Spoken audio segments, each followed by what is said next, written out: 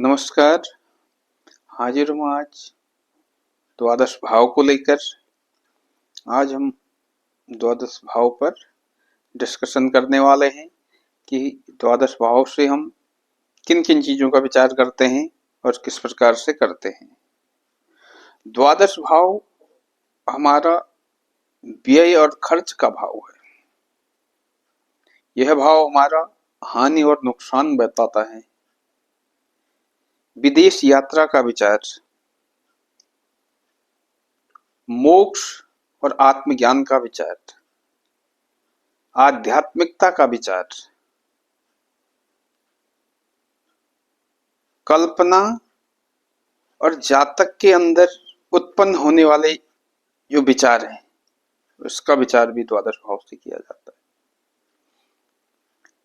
सपने, जातक कैसे सपने देखता है, जातक की दृष्टि कैसी है, इसका विचार भी द्वादश भाव से किया जाता है। कारावास और जेल, दान और परोपकार,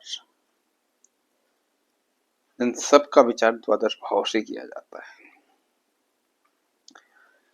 द्वादश भाव का कारक ग्रह केतु है और दूसरा ग्रह शनि है। यह भाव व्यय का, हमारे खर्चों का, हमारी मुक्ति का है। यहाँ हर तरह की मुक्ति का विचार किया जाता है। वो किसी भी चीज को, किसी भी परेशानी को लेकर मुक्ति की बात करें, किसी बीमारी की मुक्ति की बात करें,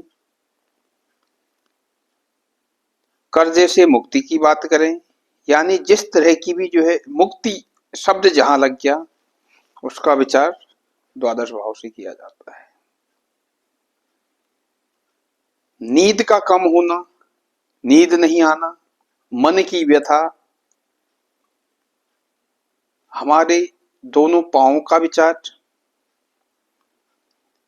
कोर्ट कचहरी का विचार,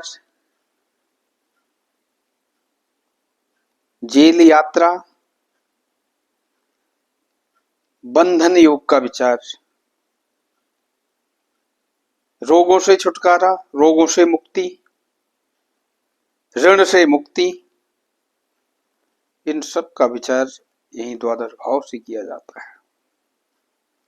द्वादश भाव से हमारे गुप्त शत्रुओं का विचार, शत्रु का विचार अष्ट से किया जाता है, लेकिन वो कौन से शत्रु हैं? जो हमें दिखते हैं, जो सामने होते हैं, लेकिन जो गुप्त शत्रु होते हैं उसका विचार द्वादश भाव से किया जाता है। विदेश गमन का विचार द्वादश भाव से किया जाता है। आपके जो हितैषी हैं, समाज में आपके कितने हितैषी हैं, इसका विचार भी द्वादश भाव से किया जाता है। शरीर से किसी अंग का भंग होना, इसका विचार भी द्वादश भाव से किया जाता है। विवाह विच्छेद, आपका विवाह विच्छेद का विचार भी जो है, विवाह का भाव सप्तम भाव है, लेकिन विवाह विच्छेद का विचार भी जो है द्वादश भाव से किया जाता है। आपके त्याग का विचार, आप जीवन में किन चीजों का त्याग करेंगे, आपके जीवन में होने वाली हर तरह की हानि, जो जिस तरह के भी नुकसान हो, हानियां हो, इन सब का विचार द्वादश भाव से किया जाता है। अगर हम त्याग की बात करें कि त्याग, एक त्याग वो है जो श्रद्धापूर्वक त्याग दिया जाता है, और एक ऐसा त्याग जो मजबूरीवश आदमी को, जातक को करना पड़ता है। इन दोनों का विचार भी द्वादश भाव से किया जाता है। त्याग त्याग है, चाहे वो मजबूरी में किया गया या फिर आपने स्वेच्छा से किया गया। यह 12वां भाव बताएगा कि यह त्याग जो है जातक ने स्वेच्छा से किया या फिर जानबूझ या फिर मजबूरन करना पड़ा। एग्जाम्पल बात करें कि अगर आपके 12वें भाव में केतु है, केतु कारक ग्रह है यहाँ का, अगर यहाँ पे केतु ग्रह बैठा हुआ है तो हो सकता है कि आपके पास सारे साधन उपलब्ध होने के बाद भी आप बोलें कि नहीं, अब बहुत हो गया, अब मुझे ये सारे सुख साधन नहीं चाहिए, अब मुझे मोक्ष चाहिए। आप जो है एकांतवास चले जाते हो। एक त्याग ये है कि जो आपने स्वेच्छा से किया, आपके पास सारे साधन होते हुए भी जो है आपने उन साधनों का त्याग करते हुए आपने स्वेच्छा पूर्वक त्याग किया, और यही त्याग मुक्ति की तरफ ले जाता है। और एक दूसरी कंडीशन होती है कि आपके 12वें भाव में राहु बैठा हुआ है। राहु ने भोग की इच्छा से जातक ने क्या किया, किसी के यहाँ चोरी कर दी, और चोरी करते हुए जातक पकड़ा गया। अब वो चोरी किसके लिए कर रहा था? राहु बैठा था, राहु भोग विलास के लिए जातक को पैसा चाहिए, राहु भोग विलास है। राहु ने उसको उकसाया, पैसा चाहिए, जातक ने चोरी कर ली और चोरी करता हुआ पकड़ा गया। चोरी करते हुए पकड़ा गया, पुलिस ने लाके जेल में बंद कर दिया।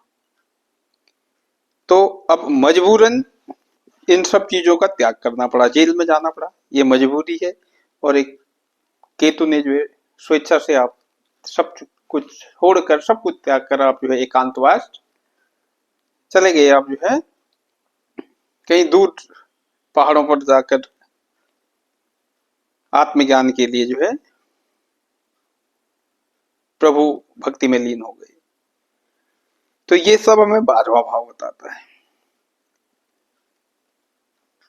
हमारा व्यय, हमारे जो खर्चे हैं, ये 12वें भाव से देखा जाता है। जातक का व्यय किन कार्यों पर होगा? जातक का खर्च शारीरिक परेशानियों पर होगा कि तरह तरह की परेशानियां लगी। हॉस्पिटल के खर्चे 12वें भाव से देखा जाता है। अब जो व्यय होने वाला है, कहीं ऐसा तो नहीं जातक हॉस्पिटल में ही पैसा दे रहा है, लगातार कोई ना कोई बीमारी लगी हुई है और हॉस्पिटल में ही उसका पैसा जा रहा है। या फिर खर्च ऐशो आराम भोग विलास पर कर रहा है, या फिर जातक का खर्च धार्मिक कार्यों पर हो रहा है, दान पुण्य में हो रहा है।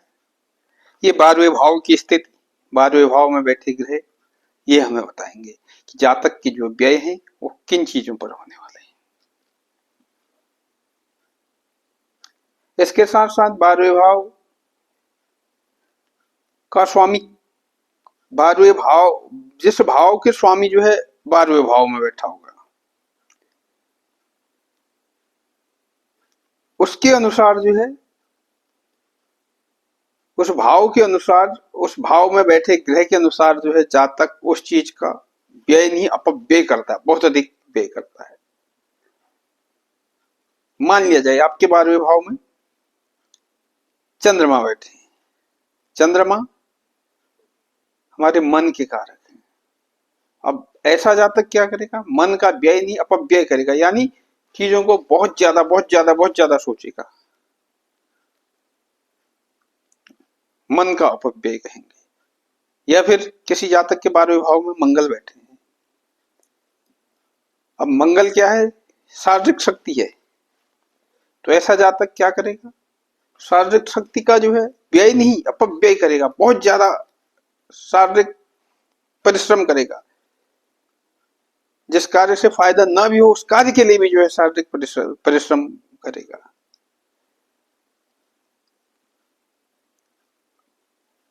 बारहवां भाव मोक्ष का भाव हमारा,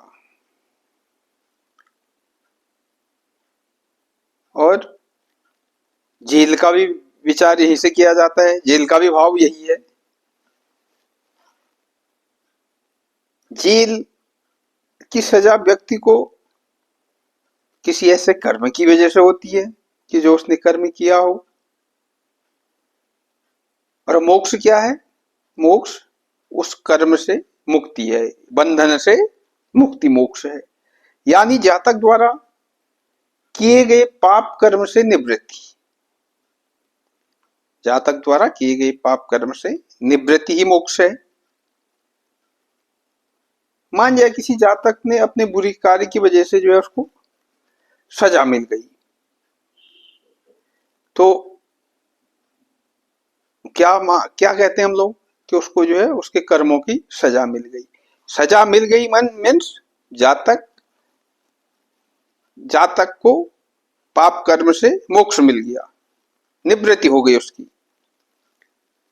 लेकिन अगर उसे जो है जातक को उस कर्म की सजा नहीं मिली, उसने जो बुरा कर्म किया उसकी सजा नहीं मिली और जातक मर गया बिना सजा पाए, तो फिर क्या होगा? यानी फिर जन्म लेकर फिर बंधन में पड़ेगा, बंधन में पड़ेगा। और इसी क्रम को जो है हमारा, इसी मृत्यु और जन्म का बंधन को हमारा पुनर्जन्म का सिद्धांत काम करता है कि आपने जिस तरीके के कर्म किए होंगे फिर उसी कर्मों को फल भोगने के लिए आपका जन्म होगा। इसी सिद्धांत पर पुनर्जन्म का सिद्धांत काम करता है। इसके साथ साथ कई ऐसे भी लोग होते हैं, कई ऐसे बहुत सारे लोग ऐसे देखे गए हैं कि जिन्होंने बिना किसी गलती की और उसके बाद भी जो है जेल में बंद रहे। गलती किसी और ने की और सजा किसी और को मिल गई, और बाद में पता चला कि ये जातक जो है दोषी नहीं था। अब जेल की सजा काट ली, लेकिन बाद में पता लगा कि ये तो दोषी था ही नहीं। अब इसके पीछे की ग्रह स्थिति के लिए हमारा 12वां भाव जिम्मेदार है। इसको इस तरह समझते हैं कि जो जातक को सजा मिली है वह किसी न किसी पाप कर्म की सजा तो है। अब इस जन्म में तो हमने देखा कि इसने पाप कर्म किया नहीं, अब वो कब किया पाप कर्म किया, तो कब किया? पूर्व जन्म के संचित कर्मों का भाव हमारा 5वां भाव होता है। जो भी हमारे पूर्व जन्म के संचित पुण्य या पाप कर्म जो भी है उसका भाव हमारा 5वां भाव है, और 5वां से अष्टम भाव हमारा 12वां भाव है। यानी पंचम भाव हमारा पूर्व जन्म के पुण्य और पाप का घर है, और उसका अष्टम भाव यानी हमारे पूर्व जन्म के संचित पुण्य या पाप का जो है अष्टम घर, गुप्त घर, जो हमारे पूर्व जन्म के गुप्त कर्म है, उसका भाव हमारा 12वां भाव है। अब इससे क्लियर हो गया कि यह कर्म जो है हो सकता है कि हमने पिछले जन्म में हमने कुछ ऐसा बुरे कर्म किए हों, उसकी सजा हमें पिछले जन्म में न मिल पाई, इस जन्म में मिल गई। अष्टम भाव गुप्त चीजों का होता है, गुप्त परेशानियों का होता है, और वो पंचम का अष्टम हमारा 12वां भाव है। अष्टम भाव मृत्यु का भी होता है, तो कई बार होता है कि जातक को जेल की सजा होते होते मृत्युदंड भी मिल जाता है।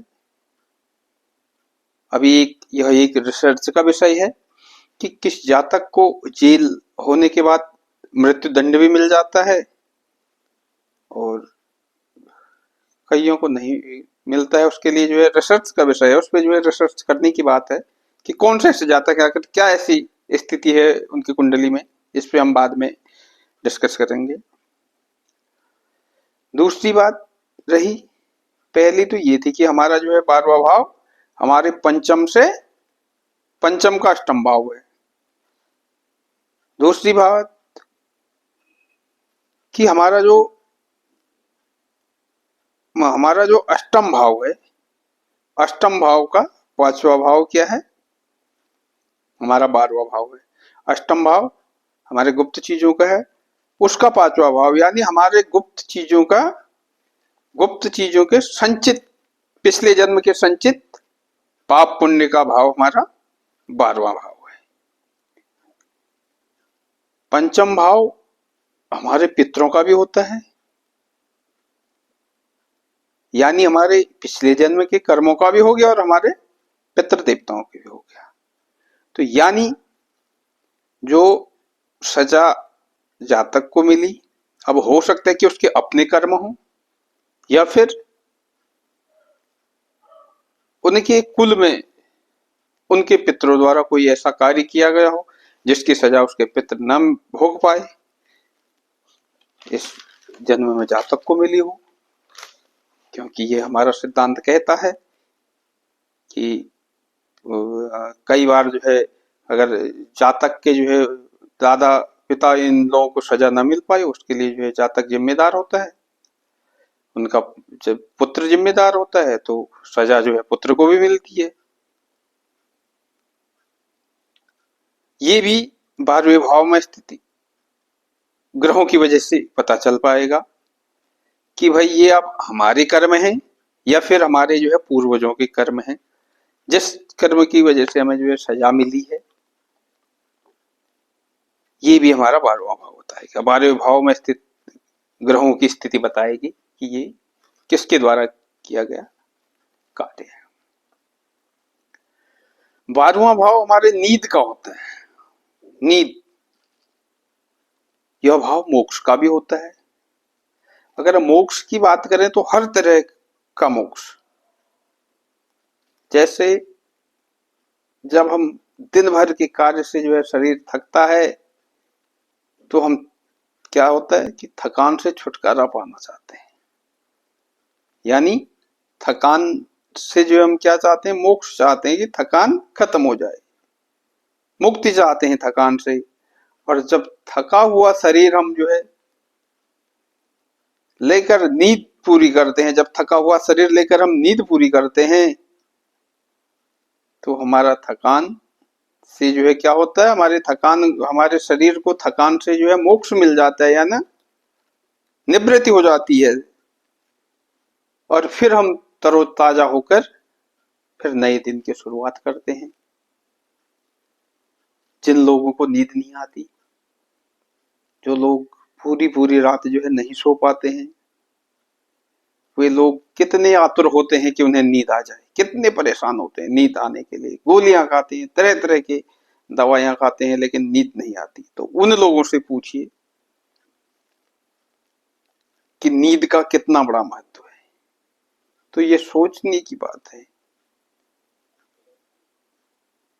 कि उसके बाद जैसी जातक की नींद पूरी होती है और सुबह जो है वो तरोताजा होकर उठता है, कितना सुकून महसूस करता है। यानी यह हमारे लिए सुकून दिलाने वाला होता है। यह नींद से जागना, नींद पूरी करना यह सुकून दिलाने वाला होता है, यानी हमें मोक्ष दिलाने वाला होता है। अब हमें जो है बंधनों से मुक्त करने वाला होता है यह जो है मोक्ष। इसी तरह के मोक्ष हमें जो है हर बंधन से जो है मुक्त करने के लिए इसी तरह के मोक्ष की आवश्यकता होती है, चाहे वह थकान रूपी बंधन है, चाहे वह माया रूपी बंधन है, चाहे वह भोग रूपी बंधन है, या फिर चाहे वो जेल रूपी बंधन है। इन बंधनों से बाहर होना ही मोक्ष है। तो हमारे लिए प्रत्येक जातक के लिए इसी तरह यह मोक्ष हमें सुकून दिलाने वाला होता है, हमें बंधन से मुक्त करने वाला होता है, चाहे वह थकान रूपी बंधन है या फिर माया रूपी बंधन है, जेल रूपी बंधन है, कर्म रूपी बंधन है या भोग रूपी बंधन। इन बंधनों से जो है मोक्ष हमें कौन दिलाता है? 12वां भाव दिलाता है। 12वें भाव में बनी स्थिति ग्रह हमें यह तय करती है कि जब तक कोई मोक्ष मिलेगा या नहीं मिलेगा, किन किन चीजों से मोक्ष मिलेगा, यह 12वां भाव तय करता है। आओ इन चीजों को थोड़ा हम बोर्ड पे समझने की कोशिश करते हैं कि किस तरीके से जो है नियम काम करते हैं हमारे। पहला नियम है कि यदि व्यय शुभ ग्रह से युक्त हो, यदि व्यय यानी 12वें भाव का स्वामी शुभ ग्रह के साथ बैठा हुआ हो, अथवा क्या हो, अपनी राशि में हो, या 12वें भाव का स्वामी कुंडली में कहीं भी बैठा हो, अपनी राशि में हो, अथवा अपनी कहीं भी 12वें भाव का स्वामी अपनी कुंडली में कहीं भी बैठा हो लेकिन अपनी उच्च की राशि में हो, तो ऐसा जातक जो खर्च करेगा वो जो है अच्छे कार्यों पर खर्च करेगा, धर्म के धार्मिक कार्यों पर खर्च करेगा, समाज सेवा के लिए खर्च करेगा। ठीक है।